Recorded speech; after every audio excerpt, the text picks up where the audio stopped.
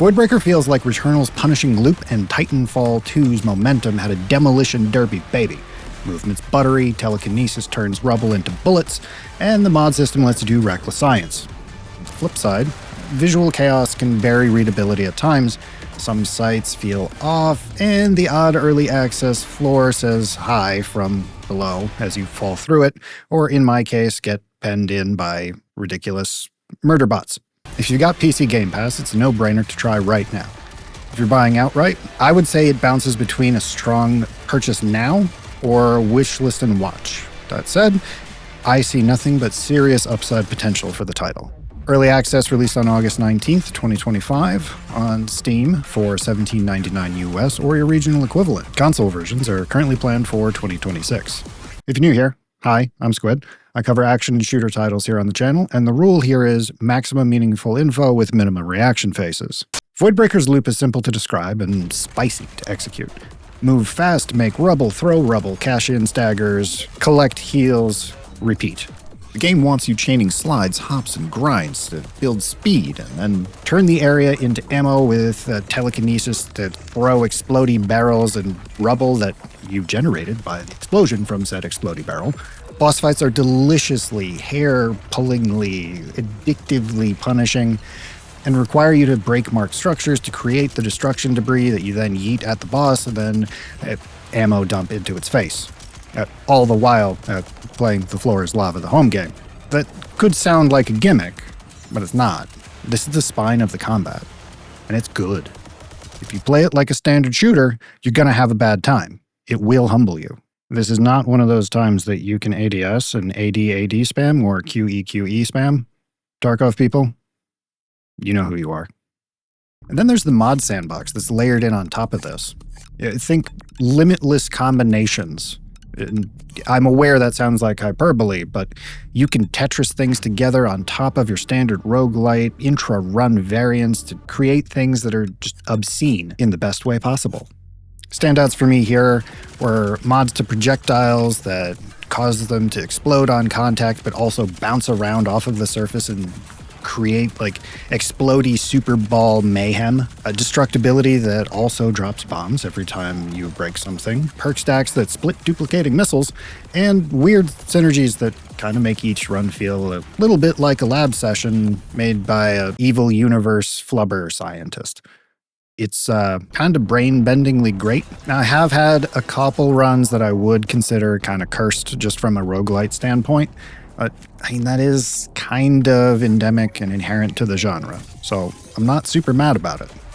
Because when it clicks, it's an adrenaline loop with like player-authored chaos and bullet hell, returnal particles everywhere that's just like straight dopamine to all the parts of my brain at the same time, and I am here for it.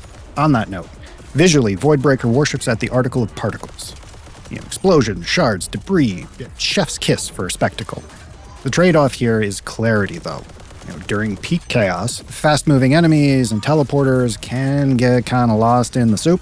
The telekinesis grab object can also sit smack dab in your face, which blocks shite lines. That's something very different. Blocking sight lines right when you need them the most.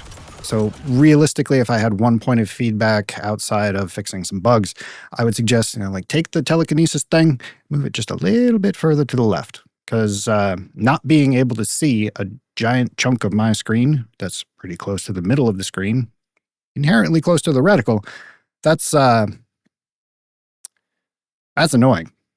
Overall, that's the tightrope you're expected to walk here. Generate these ridiculously cinematic circumstances by exploding things, dodging around, sliding, but at the same time, not getting lost in the sauce and actually remembering to look for the gaps between the projectiles and very carefully routing your way through the level. Sound design here is on point and supports the overall fantasy. Crashing structures, distinct mod procs, sound cues when you stagger enemies, even if you can't see them, and a pacey score that really does sell velocity. Use those audio cues you hear to track staggers and teleports when your eyes are lying to you, or, the bandwidth going through your eyeballs into your brain space is a bit too high for the L3 cache of your brain. Now, on to performance and settings. I have no complaints here. at all. Full stop. It seems like, especially lately, in the AAA space at least, this is not a sentence I get to use terribly often, so I appreciate it being here. Options across the board are well thought out and meaningful. I always appreciate a system that gives you in-depth graphical options. Your standard audio settings are here, that's nice. And one thing I do greatly appreciate is the ability to completely rebind anything, regardless of whether you're on keyboard and mouse or gamepad. Granted, personally, I can't really see playing this on a gamepad just because of the movement. But, I don't know, maybe you're a COD movement demon and you'll be like, yeah, I'm totally at home here. Real quick, without getting super bogged down, some quick tweaks that I might recommend. Favor a higher FOV if you can. Yes, that will subjectively make the game look and feel faster, but it is still going at the same rate. I like 110-ish there. Anything that you can do to get a consistent frame rate over shininess is going to serve you pretty well. And this is a personal thing, but turn motion blur off. You really need to see what's going on. Outside of that, you can tweak things like your post-processing, bloom, screen shake to your desired level. Personally, I like leaving a little bit of it on just for the ambiance, but I totally understand if you're one of those that likes to just nuke it from orbit. All right, so let's talk burrs and other friction here. So sights and hit reg. Yeah, some players have reported some misaligned sights and inconsistent hit feel on some of the specific weapons like the AR and the shotgun. I didn't really encounter too much of that with the AR. However, realistically, you're moving around a grip in this game. And if I'm honest, I don't have the same aim skill that I did when I was 19. So it's entirely possible that they're misaligned and I just didn't notice because skill issue. That said, if this is a thing, in FPS, that's a pretty existential issue. This is one of those things that needs to be flagged as a top priority fix. There are some geometry gremlins at times. Getting stuck or falling through the map pops up from time to time. And on one of my most recent runs, there was kind of an SCP-type enemy that would move if you weren't looking at it, and there were bunches of them. And somehow, even though I was looking at them, another couple came and literally boxed me in to the point where I was unable to move and just eventually died. Big whomps. So there are some run enders here that you can't outplay. Yeah, some of that's, early access classics. And I'm not super cranky about it, just know that they're there. As for overall visibility problems, the chaos does get overwhelming at times, and this is coming from someone who adored Returnal. Debris, particles, the telekinesis, bullet hell of bosses and enemies and everything going on all at once. It's a lot.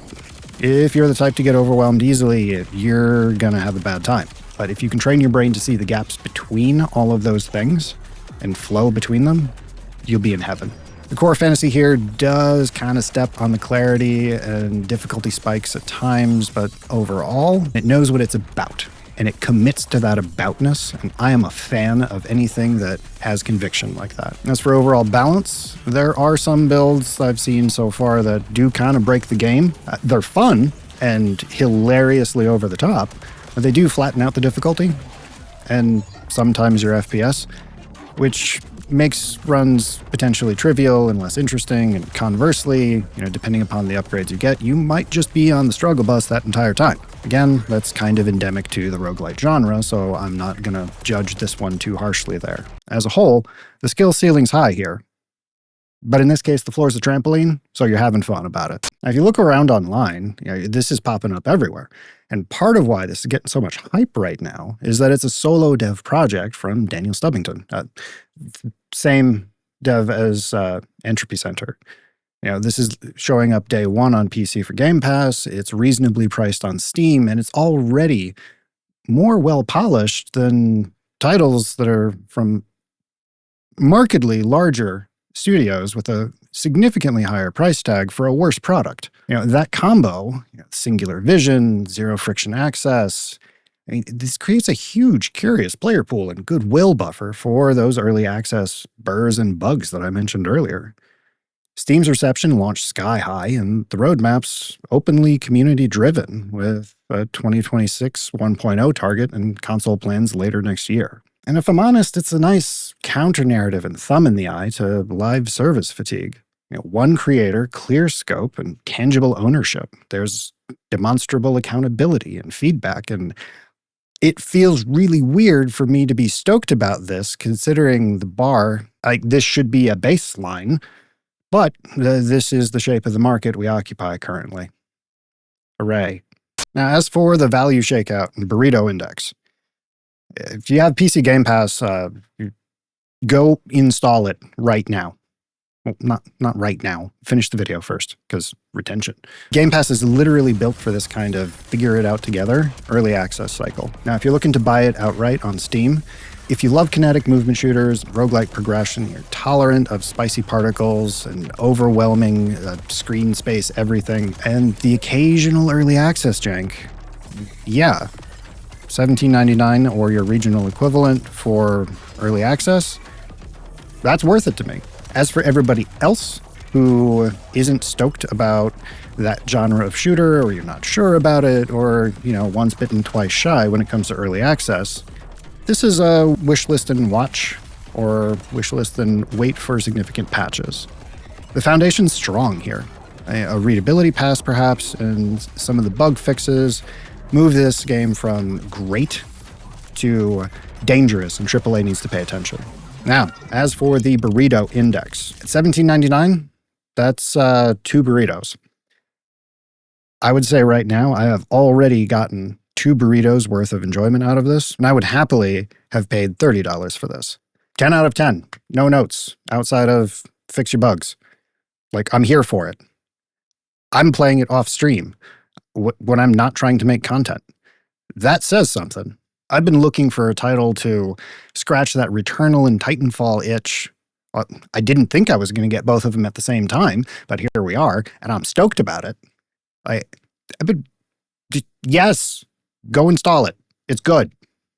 It's out now. PC, Steam, early access, $18 or your regional equivalent, because I think there's a 10% off sale right now. And it's on Game Pass. If you have Game Pass, it's free. Go. Do the thing.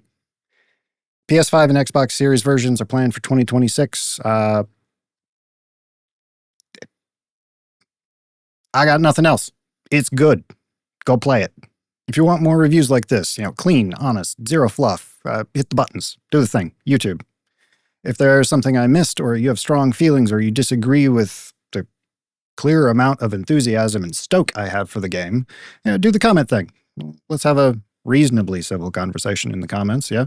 Any sort of engagement here, whether it's the like or the subscribe or offering comments, really what that does here is it helps more people dodge the rage bait garbage, because that's you telling YouTube that this is worthwhile content, and it should show it to more people. So if we can spare them the rage bait and guide them to stuff that's actually useful, that seems like a win-win. I've been BaldSquid. I'll see you next time.